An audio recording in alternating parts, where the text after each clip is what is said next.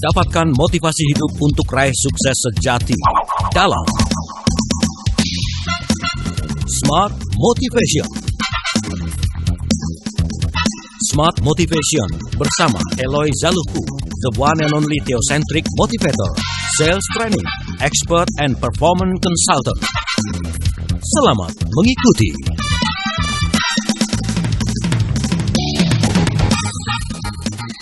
Halo, selamat pagi Smart Listener dan juga sahabat Sonora di berbagai tempat di mana Anda bisa mendengarkan siaran kami pagi hari ini. Semangat hari Senin, kita jumpa kembali dalam Smart Motivation. Dan pagi hari ini Smart Motivation and Directors Update bersama Eloy Zaluku, the one and only theocentric motivator, sales training expert, leadership coach and corporate culture consultant dari Capstan Consulting dan Sales Institute. Selamat pagi Pak Eloy. Selamat pagi Mbak Ola. Selamat pagi. Sukses pastinya dong kemarin dong. Kita ke hutan nih. Iya ya, main di hutan ya. Jadi kita ada 55 hours non-stop training ya di kelas dan sampai ke hutan Ciwidey Jawa Barat. Tadi sampai di rumah malam sekali dan sekarang kita on lagi untuk inspirasi sekarang Indonesia. Pagi. Pagi.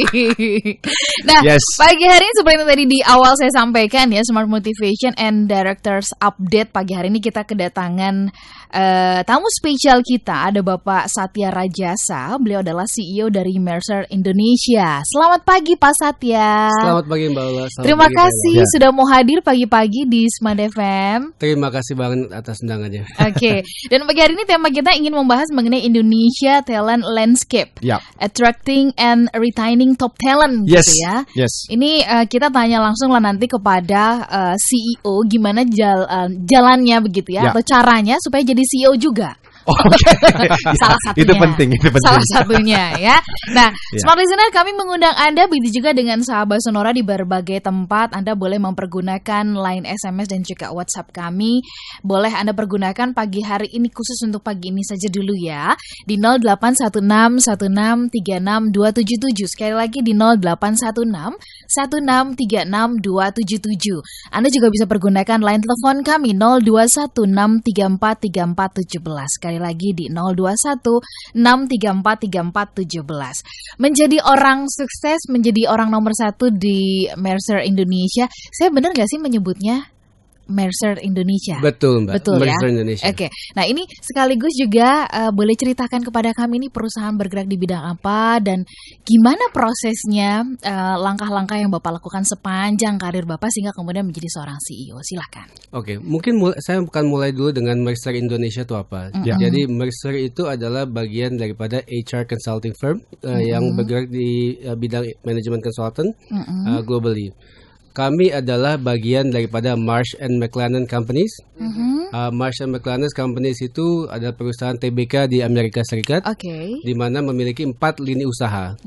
Lini usaha yang pertama itu adalah lini usaha bergerak di bidang asuransi dan risk advisory. Di situ ada perusahaan namanya Marsh dan juga ada Guy Carpenter. Lini usaha yang kedua adalah bidang advisory atau consulting, di mana ada 2 perusahaan, ada Oliver Wyman dan juga ada Mercer. Di Indonesia sendiri, Mercer sudah berdiri dari tahun 98. Di mana dari tahun 98 sampai sekarang kita memiliki bisnis yang cukup kuat, terutama di bagian transformasi SDM, transformasi manajemen HR dan lain-lain. Kenapa disebut transformasi, Pak Satya? Ini apakah mengubah misalkan sebuah lingkungan atau budaya yang udah lama lalu kemudian menjadi sesuatu yang baru atau bagaimana? Mungkin transformasi itu adalah gini, kalau kita melihat HR itu dianggap sebagai kita ingin menganggap HR sebagai sebuah bisnis partner yang sangat kuat terhadap bisnis. Tapi permasalahan utama yang saya lihat di Indonesia adalah HR masih dianggap sebagai fungsi supportnya yang masih sifatnya administratif. Tapi kalau misalnya kita lihat dinamika bisnis yang sekarang, HR tidak bisa berperan sebagai fungsi yang sifatnya hanya administratif. Fungsi-fungsi strategis harus dibuat. Itulah kenapa banyak terjadi perusahaan di mana sudah mulai muncul kesadaran yang kuat terhadap munculnya keinginan untuk melakukan transformasi HR. Jadi HR dianggap sebagai business partner yang beneran. Business partner yang benar-benar menjadi change agent untuk transformasi budaya, untuk mendorong produktivitas, mendorong kinerja dan lain-lain. Jadi selama ini Pak Satya melihat ada banyak perusahaan yang menempatkan HR ini jadi cuman sekedar sporting aja begitu ya. Padahal tadi Pak Satya mengatakan untuk perubahan ternyata ini sangat dibutuhkan banget. Betul begitu. sekali. Oke, sebelum Bapak ceritakan tentang profil dan kunci suksesnya, mungkin Pak Elo ingin menambahkan atau ingin mengomentari dulu sih. Yes, maulah. Jadi Smart Listeners dan sahabat Sonora, saya senang sekali Pak Satya bisa hadir bersama dengan kita pagi ini. Thank you Pak Satya sekali lagi. Jadi kami pertama kali ketemu tahun lalu sebetulnya. Jadi di kelas doktorat program yang kami ambil di Universitas Pelita Harapan, kita di kelas yang sama. Tapi ternyata juga kita pernah mengambil S2 di sekolah yang sama walaupun beda angkatan ya. Di IPMI International Business Schools. Dan mungkin justru nanti Pak Satya juga bisa menceritakan lebih banyak. Tapi intinya adalah kenapa saya pingin sekali Pak Satya hadir bersama dengan kita. Karena memang seringkali kita berbicara mengenai motivation, leadership, dan culture. Dan kita mesti mengundang expert ahli-ahlinya yang memang seluruh hidup, pikiran, tenaga diarahkan untuk yang bicara mengenai ya HR, leadership, culture. Dan saya ingin sekali harapannya semua pendengar kita yang katanya ada 40% pendengar kita pagi ini decision makers, top management itu diingatkan kembali betapa pentingnya HR di dalam membangun perusahaan, khususnya di tengah-tengah persaingan, platform revolutions, disruption yang seperti sekarang sedang terjadi. Dan khususnya Smart Listeners, Indonesia Talent Landscape itu adalah yang menjadi topik kita hari ini, attracting and retaining top talent. Bagaimana mendapatkan dan mempertahankan orang-orang terbaik dalam perusahaan. Nah, itu yang kita bahas. Oke, baik. Kita tahan dulu ya penjelasannya gimana caranya mendapatkan dan juga mempertahankan orang-orang terbaik. Kayaknya hari-hari gini rada-rada susah ya mendapatkan orang terbaik, apalagi mempertahankannya. Yes. Oke. Smart Listener dan juga sahabat Sonora, silakan sekali lagi Anda boleh mempergunakan line SMS dan juga WhatsApp kami pagi hari ini saja di 0816163627. Kami kembali sesaat lagi. Kembali Anda simak dalam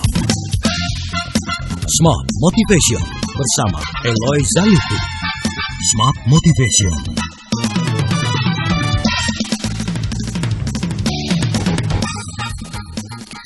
Smart Listener dan juga sahabat Sonora, kita sambung kembali perbincangan kita pagi hari ini. Pastikan Anda menyimak perbincangan kami sampai tuntas gitu ya, supaya Anda juga bisa mendapatkan kisi-kisi gitu, tips untuk bagaimana caranya mendapatkan orang yang terbaik, bahkan mempertahankannya di perusahaan kita.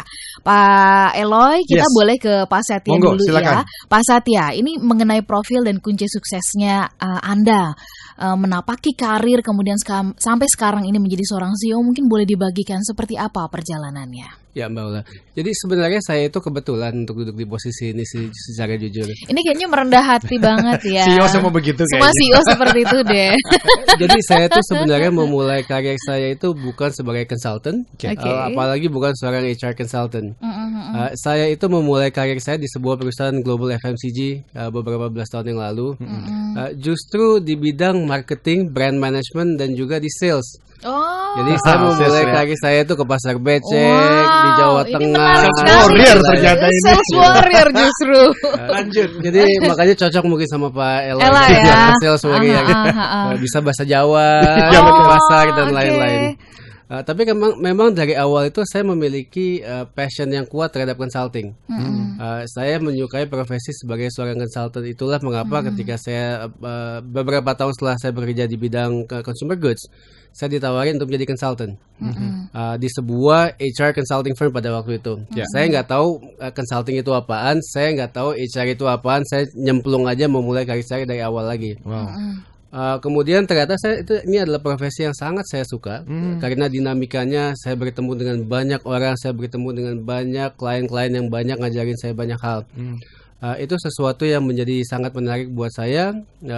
Kemudian itu menjadi profesi saya sampai sekarang. Kurang lebih begitu. Oke. Jadi memulai karirnya sampai dengan sekarang di top manajemen itu justru dari pasar becek ya. Betul. Hebat ya. Hebat. Jadi kalau ada orang yang mengatakan pengen langsung di posisi itu agak susah rupanya. Mesti ngelewatin itu pasar becek tadi itu ya. Nah, tadi Pak Satya, saya mencatat Bapak mengatakan punya passion yang sangat kuat sebagai seorang consulting begitu ya. Nah, konsultan. Nah, ini gimana caranya Bapak bisa menemukan passion itu? Lalu kemudian apa yang menarik sih di konsultan sebagai seorang konsultan? Apa karena ngurusin orang? Tadi dibilang ketemu banyak orang, tapi apanya yang menarik dari orang-orang ini, Pak Satya? Silakan. Mungkin profesi sebagai seorang konsultan itu satu hal adalah di mana kita bisa berpartner bersama dengan klien untuk membantu menyelesaikan permasalahan. Jadi kita bisa bermitra dengan klien kita untuk menjadi seorang problem solver. Itu sesuatu yang menarik dan masalahnya itu unik-unik. Ada masalah yang berhubungan dengan budaya, ada masalah yang berhubungan dengan talent attraction, ada masalah yang berhubungan dengan retention dan lain-lain. Itu sesuatu yang dari satu klien ke klien yang lain itu semuanya unik. Jadi keunikan daripada consulting profession itu adalah apa? Setiap klien itu pasti memiliki keunikan masing-masing. Oke, nggak ada yang sama masalahnya ya? Nggak, masalahnya mungkin secara generik sama. Cuman konteksnya pasti berbeda. Client settingnya juga pasti berbeda, proses daripada stakeholder managementnya juga sangat berbeda. Jadi dinamikanya selalu sangat dinamis dari satu ke yang lain, kurang lebih begitu Mbak. Nah kemudian Pak Satya bisa sangat yakin sekali bahwa ini passion itu apa? Karena sudah meyakini bahwa tujuan Bapak dilahirkan memang adalah untuk banyak membantu orang begitu? Ini passion sih. Saya terus terang ketika udah menjadi konsultan saya juga sempat bingung lagi. Apakah saya mau balik ke praktisi lagi yang kemudian saya sempat keluar daripada consulting balik ke praktisi lagi sebelum akhirnya menyadari bahwa kayaknya profesi saya adalah consultant. Yang kemudian konsisten terus. Pak Eloy mungkin ingin menambahkan atau memberikan pertanyaan. Very good. Thank you. Jadi sekarang kita masuk ke dalam topiknya Pak Satya. Jadi saya kira lah banyak perusahaan yang sekarang sedang butuh banget nih advice dari sisi topik kita pagi ini, attracting and retaining top talent. Bahkan ketika Mbak Ola saya ngobrol dengan Pak Satya bilang, Pak Satya kita bagusnya bicara apa di talkshow yang akan datang, beliau langsung memberikan tema ini which is I love it so. Mungkin ada sesuatu yang bisa disampaikan Pak Satya, kenapa ini sesuatu yang menurut Anda penting sekali untuk kita bahas dan perlu didengarkan oleh Indonesia pagi ini. Oke. Mungkin saya akan mulai sedikit dari konteksnya. Jadi kalau kita melihat 2017 ini dibandingin dengan 2016, 2015 dan 2014, optimisme daripada bisnis secara makroekonomi itu mulai tumbuh. Ketika optimisme ekonomi itu tumbuh, berarti bisnis akan melakukan expansion. Ketika bisnis akan melakukan expansion, maka ujung-ujungnya yang akan dicari itu adalah talent yang terbaik. Kurang lebih seperti itu. Tapi isu di Indonesia yang utama itu adalah apa? Saya ingat sekali bahwa dulu ada studi yang dilakukan terhadap populasi daripada productive employees. Usia produktif kita dari 18 sampai dengan 55 itu sangat banyak. Kalau nggak salah itu sampai dengan 60% dari total populasi kita. Tapi kenyataannya apa? Kenyataannya hanya 6,8% daripada usia produktif tersebut yang memiliki bachelor's degree atau ke atas. Sementara itu merupakan sebuah requirement yang cukup utama dalam entry level position di dalam perusahaan. Itu satu isu. Jadi dari sisi supply-nya sendiri itu masih kurang. Bukan supply secara kuantitas ya. Saya berbicara mengenai supply secara kualitas. Yang kedua itu adalah kalau misalnya kita melihat sebuah studi yang dilakukan oleh Boston Consulting Group tahun 2013 bersama dengan BPS. Di situ dilihat dari tahun 2011 sampai dengan 2020 untuk melihat supply versus demand daripada talent. Dan juga terhadap kemungkinan asumsi business truth. Ternyata untuk di level entry level, middle management dan juga di dalam senior level management. Untuk di middle management level itu ternyata Indonesia itu diprediksikan akan memiliki deficit of talent supply sampai dengan saya lupa 40% atau 60%. Gitu. Jadi kita itu dari sisi supply saja sampai dengan tahun 2020 itu memang akan ketinggalan. Tapi ini bukankah kabar gembiranya kita kan juga sedang kebanjiran SDM nih, ya kan? Usia produktif juga sedang meningkat. Nah, kalau gitu Pak Satya melihat lag-nya ada di mana? Supply-nya tadi dari hasil penelitian Bosan dibilang akan justru minim, tapi kemudian dari sisi kondisi sebenarnya kita sedang kebanjiran gitu loh. SDM yang usianya produktif begitu. begitu?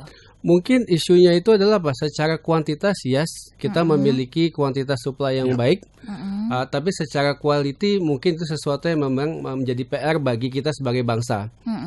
Tapi kita nggak boleh jadi negatif kan? Ya, betul. Kita melihat ini sebagai opportunity di mana perusahaan-perusahahan itu harus memiliki program yang tepat untuk melakukan akselerasi daripada development program. Gitu. Sebagai contoh, ada salah satu klien saya itu adalah satu family conglomerate companies. Dia melihat bahwa sebagai owner, permasalahan utamanya itu adalah usia beliau adalah 63 tahun. Kemudian usia CEO-nya itu adalah 67 tahun. Kalau dia owner, dia punya CEO kan. Kemudian board of directors-nya usianya itu 57 tahun. Next levelnya itu adalah 34 tahun. Agak jauh ya. Jadi agak jauh. Gimana caranya supaya sebagai perusahaan dengan adanya optimisme terhadap bisnis yang baik tahun 2017 untuk melakukan akselerasi. Dan ini bukan hanya dirasakan oleh perusahaan tersebut, tapi oleh banyak banget perusahaan-perusahaan yang lain. Gitu. Ambil satu contoh lagi akibat daripada talent war. Tahu nggak sih sekarang kalau misalnya kan ada yang namanya hijacking trend. Hijacking itu berarti dibajak dari satu perusahaan ke perusahaan yang lain. Ini sebenarnya cara gampang sebenarnya ya kan? 10-15 tahun yang lalu tren bajak-bajakan itu cuma 10-15% naik gaji. Sekarang itu bajak-bajakan itu bisa 50%, 60%, 70% dan lain-lain. Menjadi tidak sehat. Karena butuh talent, mau nggak mau bajak pakai duit. Padahal ini nggak sustainable. Nggak sustainable secara cost, nggak sustainable secara result juga. Gitu. Apalagi ya kalau kita kembali ke pembicaraan kita dengan Pak Budi sebulan yang lalu Mbak Ola, waktu berbicara mengenai leadership dan culture di Astra International, beliau ada bicara mengenai 97% dari eksekutif Astra itu adalah promoting from within. Jadi ketika hijack-hijackan yang terjadi, tadi Pak Satya bilang tidak sustainable karena mungkin secara kompetensi bagus, belum tentu, tapi secara culture perusahaan bisa klik ya. Sangat setuju. Betul ya Pak Satya? Sangat setuju karena Pak Budi kebetulan kawan lama juga, jadi saya adalah salah satu fans berat daripada Astra Group. Karena karena kesuksesannya dalam membuild talent dari dalam. Gitu. Membuild talent dari dalam itu manfaatnya banyak. Yang pertama secara development cost itu mungkin lebih murah.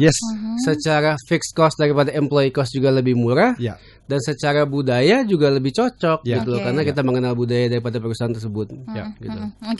Pak Satya dan juga Pak Elo, ini tampaknya permasalahan SDM jadi permasalahan yang sangat krusial banget ya. Kalau mau perusahaan bisa semakin berkembang begitu. Nah, tadi saya mencatatkan Pak Satya mengatakan bahwa sebenarnya perusahaan itu harus punya program yang tepat nih. Mungkin boleh dikasih sebelum kita break, ada waktu 1 menit begitu Pak Satya membukakan apa sebenarnya yang harus menjadi perhatian dari perusahaan supaya kemudian ketika mereka punya HR gitu, HR ini difungsikan untuk melakukan apa begitu? Mungkin gini, HR bukan sebuah fungsi yang hanya ngurusin administrasi. HR ada sebuah fungsi dan departemen yang mempunyai peran penting untuk meningkatkan produktivitas. Jadi salah satu kenapa kita selalu bilang bahwa HR transformation itu menjadi penting, karena mungkin sudah waktunya di Indonesia untuk melihat bahwa fungsi HR itu jangan hanya melihat sesuatu yang sifatnya terlalu administratif. Lihatlah yang namanya matrix daripada bisnis. Lihatlah bagaimana gap antara succession planning yang dibutuhkan. Lihatlah budaya kerja yang memang dibutuhkan untuk meningkatkan bisnis. Kurang lebih seperti itu sih, Mbak. Baik. Smart Listener, nanti kita mau gali ini lebih dalam lagi begitu ya. Kalau tadi ini topiknya kan berkaitan mengenai bagaimana caranya supaya kita bisa mendapatkan perusahaan-perusahaan ya Indonesia bisa mendapatkan talent yang berkualitas, tapi kemudian juga mempertahankannya. Karena lagi-lagi kondisi di perusahaan seringkali ini menjadi tantangan terbesar untuk mempertahankan ya. Silakan Anda yang punya mungkin keluh kesah, mumpung kita bersama dengan pakarnya ya, Anda boleh bertanya mempergunakan line SMS dan juga WhatsApp kami berkaitan dengan SDM ini di 081616362777. Sekali lagi di 081616362777. Telepon kami di 0216343417. Kami akan kembali sesaat lagi perbincangan bersama dengan Pak Eloy dan juga Pak Satya Rajasa. Beliau adalah CEO dari Mercer Indonesia. Kembali Anda simak dalam Smart Motivation bersama Eloy Zaluku. Smart Motivation.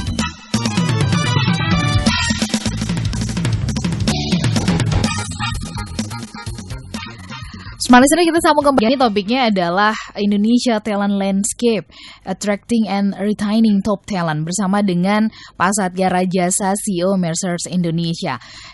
Beliau adalah doctoral candidate from University of Pelita Harapan, MBA degree from IPMI Business School in Jakarta, Indonesia. Kemudian he is in regular speaker in various HR Summit in Indonesia. Jadi banyak nih, beliau memang benar-benar memberikan hidupnya dan menghidupi HR begitu ya. Nah, Pak Satya, kita kembali lagi, Pak Eloy, kita kembali lagi ya. Bola. Pak Satya, ini tadi kalau Bapak mengatakan sebenarnya ini yang menjadi PR utama dari perusahaan-perusahaan ya, bisa mendapatkan SDM yang terbaik dan juga mempertahankan. Sekarang tantangannya ini kita menghadapi yang namanya generasi millennials nih. Nah, ini tantangan yang luar biasa rupa-rupanya.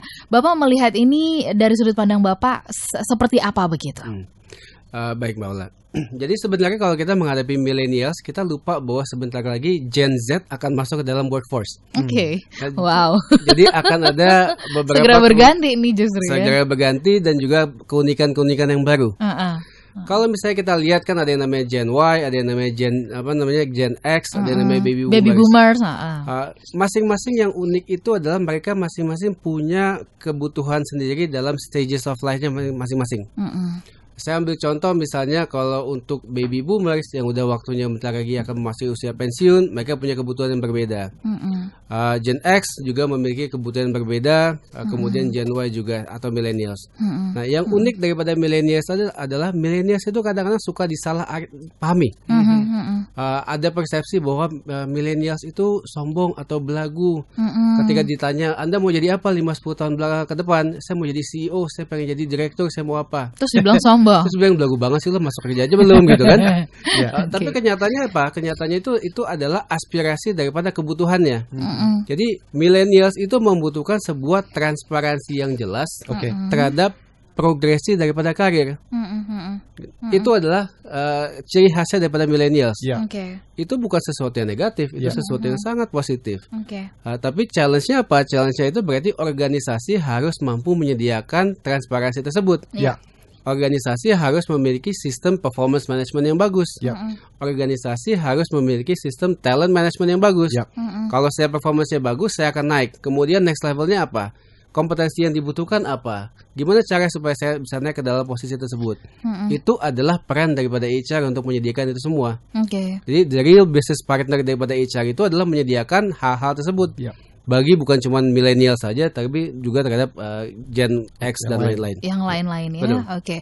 Nah, tadi Pak Eloy mungkin mau menambahkan dulu. Apakah ini justru menjadi salah satu tips untuk attracting dan retaining top talent yang Pak Satya jelaskan tadi itu? Justru ya memang jadi HR, siapkanlah sistem yang baik, sehingga career path di sana jelas sekali, ada development di dalam perusahaan, training and developmentnya bagus sekali. Apakah itu menjadi tipsnya? Karena sesuai dengan topik kita kan, bagaimana caranya untuk retaining and attracting dan retaining. Apa itu menjadi salah satu tipsnya Pak Satya? Mungkin itu akan sangat tergantung terhadap target demografi daripada populasi pekerja di dalam perusahaan. Gitu. Cuman secara garis besar jawabannya adalah iya. Kenapa? Karena kita akan selalu membutuhkan suksesor. Suksesor itu kan datangnya daripada entry level. Entry level itu adalah kebanyakan diduduki oleh millennials. Gitu. Jadi jawabannya adalah iya. Salah satu tipsnya yang begitu ya. Nah, kemudian bagaimana kalau ini taruhlah sebenarnya ini perusahaan sudah berjalan nih Pak Satya ya. Seringkali yang kemudian dihadapi oleh perusahaan-perusahaan itu, kalau Bapak melihat kenapa perusahaan yang besar, perusahaan yang sudah terkenal, perusahaan yang sudah punya profit besar tadinya, terus kemudian mengalami kemunduran-kemunduran. Nah, Bapak melihat apa saja sebenarnya yang menjadi faktor penyebabnya begitu, dan kemudian kalau boleh mungkin kasih masukan ya atau solusi untuk mempertahankan tadi orang-orang yang terbaiknya. Silakan Pak Satya. Mungkin gini, kalau misalnya perusahaan itu tiba-tiba bisa memiliki bisa mundur, itu penyebabnya mungkin bisa banyak. Cuman kalau misalnya dari sisi HR secara spesifik, saya akan bilang bahwa salah satu kunci daripada sukses daripada sustainability itu adalah sustainability daripada succession planning. Succession planning yang diisi oleh talent-talent yang memang cocok untuk di posisi tersebut. Gitu. Banyak perusahaan-perusahaan yang sustainability-nya terganggu hanya karena succession planning-nya terganggu juga. Gitu. Kurang lebih seperti itu. Succession planning-nya yang terganggu dan kemudian itu kalau misalkan dikerjakan oleh orang-orang yang cocok. Nah, ukuran cocok gimana sih, Pak? Kadang-kadang kalau di perusahaan tuh kita nggak bisa menawar ya kan. Nanti kalau misalkan ada orang atau seseorang yang kemudian dipropose untuk di satu posisi, kalau misalkan dia menolak karena merasa nggak cocok, kan dianggapnya mangkir begitu kan, silakan. Mungkin cocok itu seperti apa? Cocok itu adalah requirement yang sebuah requirement untuk sebuah jabatan tersebut. Ambil contoh misalnya di masing-masing jabatan yang ada di sebuah organisasi itu pasti memiliki requirement. Persyaratan jabatan pengalaman kerja, kemudian kompetensi secara teknis, kompetensi secara non teknis. Kemudian apakah seseorang itu harus memiliki cultural sensitivity yang bagus dan lain-lain. Itu sesuatu yang menjadi tugasnya HR untuk membuild. Kurang lebih seperti itu. Oke. Pak Elo selalu mengatakan bahwa budaya perusahaan itu kan sangat penting sekali ya untuk membangun atau mempertahankan ya seperti kayak menyediakan sebuah lingkungan yang nyaman ya buat perusahaan itu bisa berkembang dan juga kemudian SDM-nya bisa dipertahankan. Apakah Bapak juga menemukan hal itu dari klien-klien Bapak begitu, perusahaan-perusahaan yang ya tadinya bagus lalu kemudian mundur karena culture-nya yang tidak kuat begitu? Kurang lebih seperti itu sih, Mbak. Jadi kita melihat bahwa culture adalah sebuah lever yang sangat strategis bagi perusahaan. Cuman sayangnya membuat budaya yang sangat bagus itu tidak cepat.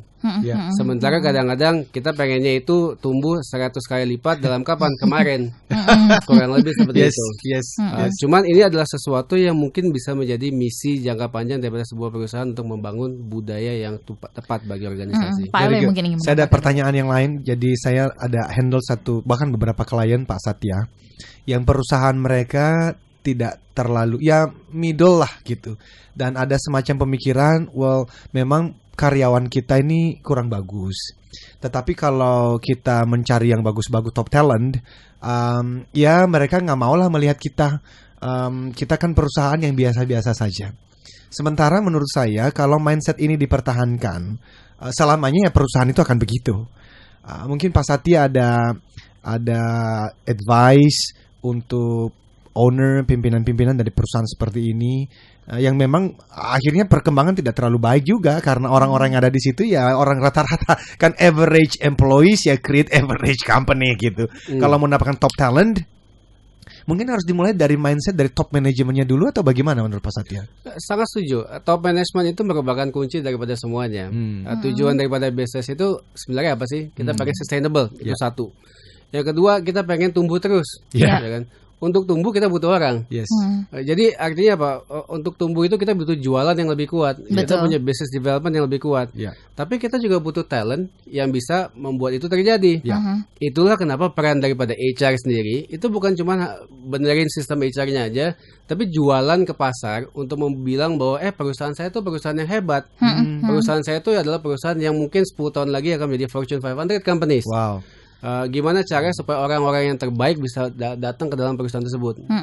Harusnya cara melakukan itu ya, jualan itu. Jadi bukan jualan, memang tidak jualan produk yang dijual oleh orang-orang sukses dari perusahaan, tapi jualan perusahaannya supaya bisa attracting talent-talent tadi itu ya. Itulah kenapa sekarang jualan daripada banyak perusahaan yang gede itu adalah untuk membuat yang namanya employee value proposition.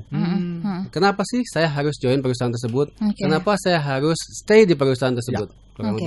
Baik Pak, sebelum kita jeda ada Pak Hardi di Bandung. Selamat pagi Pak Hardi. Pertanyaannya adalah topik pagi hari ini cukup bagus ya katanya. Semoga bisa bermanfaat juga untuk Bapak ya. Nah, saya punya kondisi seperti ini di perusahaan Pak Satya. Ketika kita memberikan banyak masukan gitu ya kepada pimpinan kita, dalam hal ini adalah direktur utama, tapi kok kayaknya nggak pernah dapat tanggapan begitu. Nah, kami tahu sebagai HR ini perusahaan membutuhkan perbaikan dari sistem, tapi pimpinan kami dia nggak percaya begitu ya, sehingga kemudian perusahaan ini selama kurang lebih 5 tahun tidak ada perkembangan terutama dalam perubahan sistem. Apa yang kami harus lakukan? Pak Hardi di Bandung. Silakan Pak Satya. Mungkin cara saya menanggapi permasalahan seperti itu adalah ini adalah bukan permasalahan yang unik terhadap Pak Hardi saja. Ya. Cuma saya melihat bahwa kadang-kadang direktur utama itu akan lebih mendengar kalau misalnya kita memiliki sebuah proposal yang diikuti dengan data yang sangat kuat, gitu. Kenapa kita harus melakukan perubahan sistem? Apakah perubahan sistem itu akan mendrive productivity yang lebih baik? Apakah productivity tersebut akan mengenerate cost efficiency yang lebih baik? Jadi menurut saya kuncinya itu adalah gimana caranya supaya proposal perubahan sistem itu diikuti dengan beberapa data yang akan yang sangat business related. Apakah top line-nya akan membaik, apakah bottom line-nya akan membaik, dan lain-lain. Oke. Nah, kemudian juga ada Pak. Namanya saya nggak ada ya. Tapi saya bacakan dulu pertanyaannya. Mungkin nanti Bapak boleh lengkapi, tolong nama dan di kota mana Bapak berada. Pak Satya, ada istilah if you give peanuts, you will get monkeys. Apakah ini benar? Nah, ini apa hubungannya dengan HR? Nanti kita bahas di sesi berikutnya ya. Dan kami masih mengundang Anda yang lain yang ingin bergabung, boleh pergunakan line SMS dan juga WhatsApp kami di 081212. Saya ulang 0812 11 12 959 0812 11 12 959. Kami kembali sesaat lagi. Kembali Anda simak dalam Smart Motivation bersama Eloy Zaluku. Smart Motivation.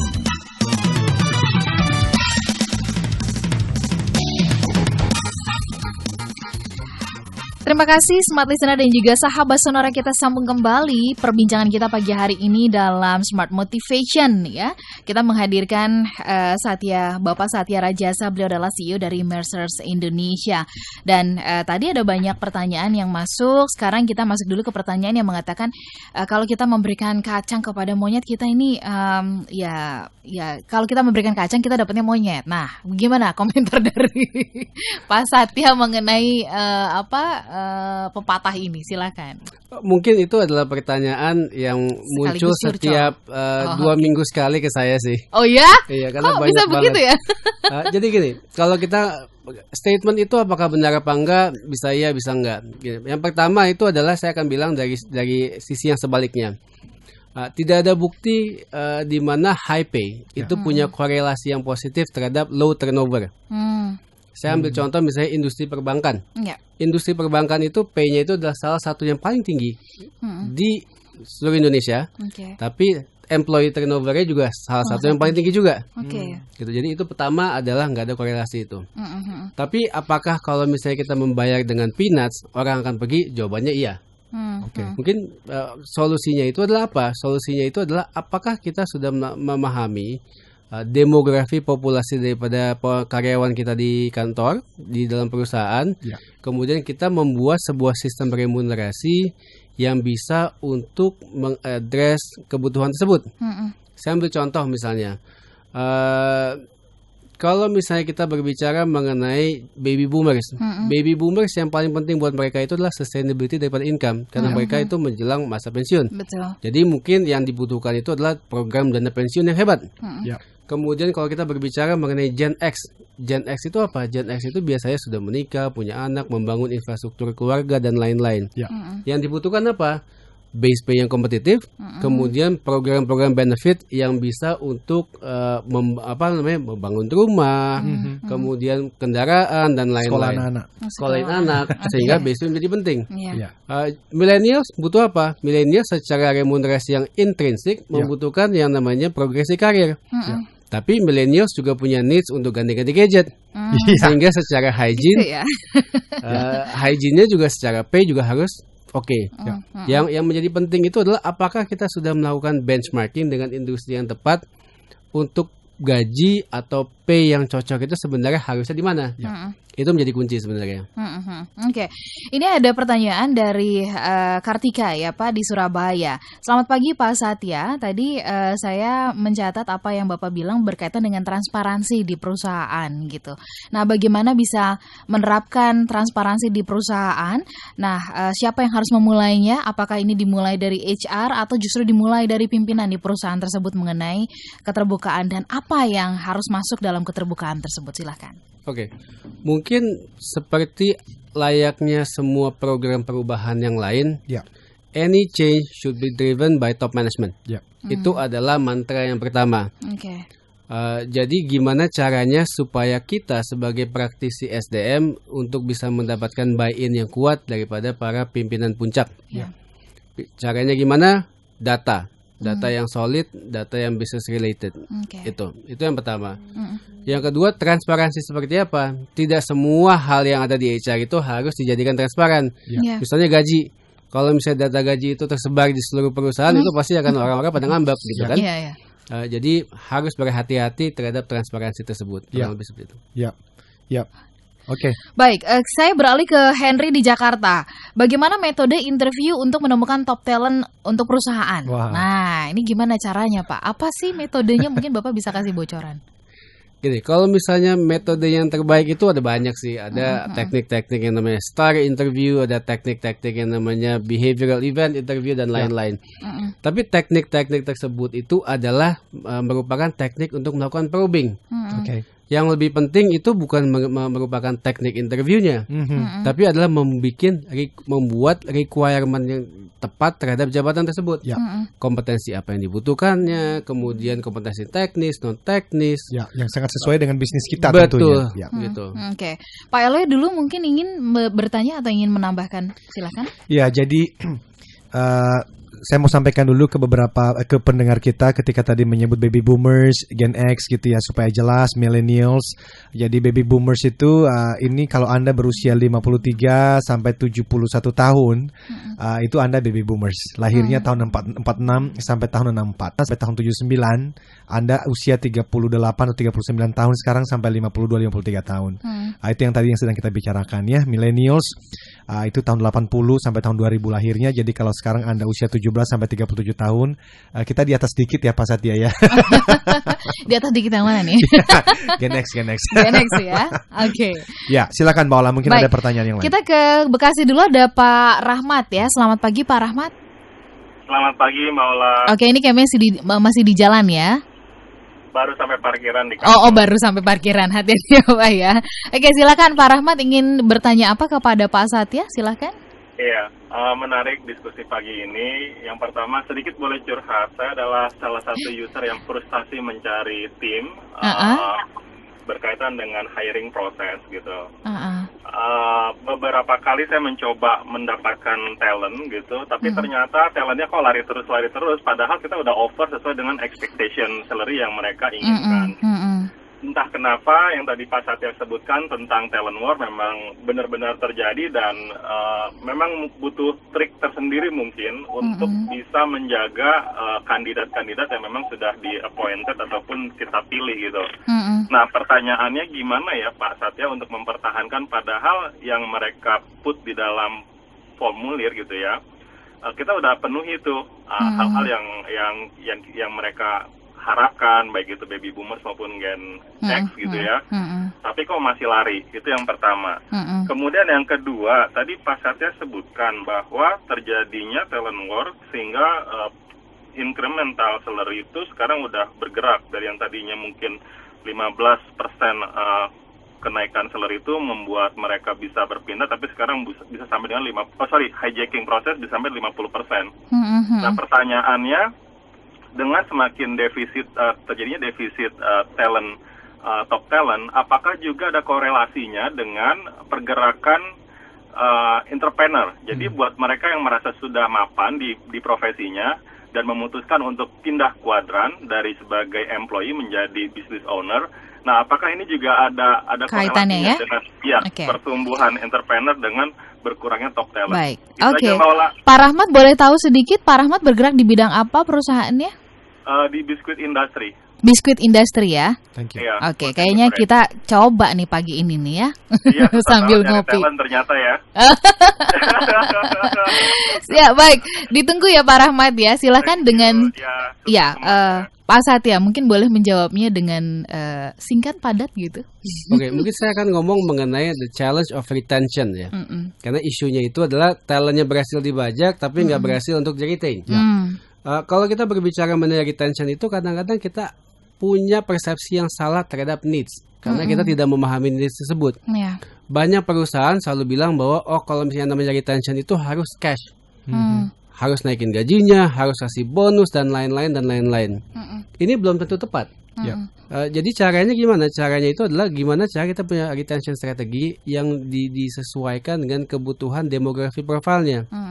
Kalau misalnya isunya itu adalah kita memiliki benefit yang kurang tepat sehingga klien tersebut karyawan tersebut pindah, gimana caranya kita untuk membenerin benefitnya. Kemudian yang kedua itu adalah selain dari sisi remunerasi, kita harus lihat juga dari sisi culture. Culture menjadi sesuatu yang penting bagi seorang karyawan untuk memutuskan apakah mau stay atau mau pindah. Kalau misalnya culture-nya itu kurang sehat, mungkin pindah. Itu adalah sesuatu yang mungkin bisa dipertimbangkan untuk dilihat kembali juga. Saya kira ya, karena let's say kalau ada seseorang yang dulu bekerja di perusahaan yang culture-nya Superman banget gitu ya, lalu pindah ke satu perusahaan yang semuanya super team, atau sebaliknya, itu memang menjadi kendala. Dan persis tadi yang saya bilang, hijacking itu sebetulnya tidak sustainable.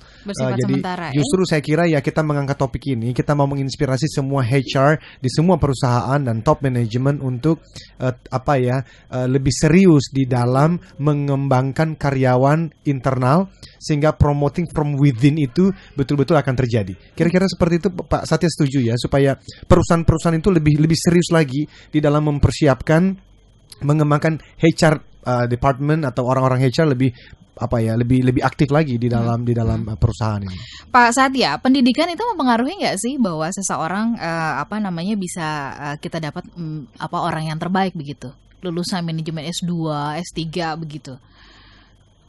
Gini, kalau misalnya apakah pendidikan menjamin kualitas talent, jawabannya ada enggak. Tapi pendidikan itu merupakan filter yang bagus dalam rekrutmen. Baik. Pak Satya dan juga Pak Eloy, waktu kita sangat terbatas, tinggal 2 menit. Saya mau Pak Satya bisa memberikan penguatan ya, bagaimana terutama terhadap perusahaan-perusahaan ketika menghadapi situasi seperti sekarang ini. Begitu sulitnya untuk mendapatkan SDM yang berkualitas, tapi jauh lebih sulit lagi mempertahankannya. Mungkin ada semacam catatan penting, benang merah untuk kami ingat di pagi hari ini. Silakan. Oke Mbak Ula, terima kasih. Jadi mungkin kalau misalnya saya boleh menyimpulkan diskusi kami pagi ini itu adalah peran daripada HR sebagai sebuah business partner yang tepat itu harus mulai dibangun dengan kuat. Itu yang pertama. Caranya gimana? Caranya adalah kita tahu bahwa di luar sana talent war itu terjadi sangat agresif. Gimana caranya supaya HR untuk bisa membangun sebuah sistem manajemen SDM yang kuat sehingga dapat meretain talent-talent yang terbaiknya dan juga meng-attract talent-talent terbaik dari pasar melalui apapun itu programnya, succession planning, employee value proposition, dan lain-lain. Satu perusahaan ke perusahaan lain mungkin punya konteks bisnis yang berbeda, punya dinamika yang sangat berbeda, tapi yang pasti HR harus bisa menyesuaikan diri terhadap hal tersebut. Baik. Dari Pak Eloy mungkin ingin menambahkan dulu. Smart listeners dan sahabat Sonora, saya selalu percaya bahwa average people create average organizations. Di tengah persaingan yang semakin menggila, disruption, platform revolutions, dan semua yang sedang terjadi saat ini, we need top talent. Kita butuh orang-orang yang hebat, dan ini peran HR sangat penting. Dan tentu saja ini juga harus menjadi fokus daripada business owner, top management, karena saya melihat banyak klien kami itu yang fokusnya pada sales and marketing, dan saya tahu karena ujung-ujungnya sekarang ini bertahan ya butuh duit. Tetapi kalau terus-menerus begini, ya kita akan terkaget-kaget bahwa ternyata itu tidak sustainable, perusahaan kita tidak bertahan lama. Sehingga ayo, intinya sebetulnya adalah HR harus dibangun di semua perusahaan, dan marilah HR tidak hanya administratif sifatnya, bukan hanya absensi saja, tetapi berbicara mengenai ada bisnis acumennya di sana, sehingga orang-orang akhirnya tertarik bergabung dengan perusahaan kita dan kita bisa retain mereka sehingga perusahaan kita bisa bersaing. Oke, terima kasih untuk Pak Satya, sukses untuk Mercers Indonesia ya. Semoga kualitas dan juga kuantitas SDM Indonesia ini bisa semakin terbangun ya dengan kehadiran Mercer. Pak Eloy juga terima kasih. Minggu depan kita ketemu lagi. Sehat selalu untuk Bapak terima ya. Kasih, Oke, kita pamit. Saya Ola Nurlija. Saya Eloy Zaluhu. Dan saya Satya Rajasa. Katakan, yes I can. Keep the smile. Be the 10Xers.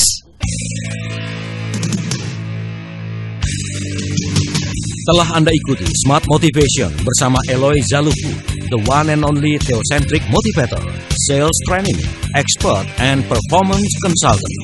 Terima kasih dan sampai jumpa.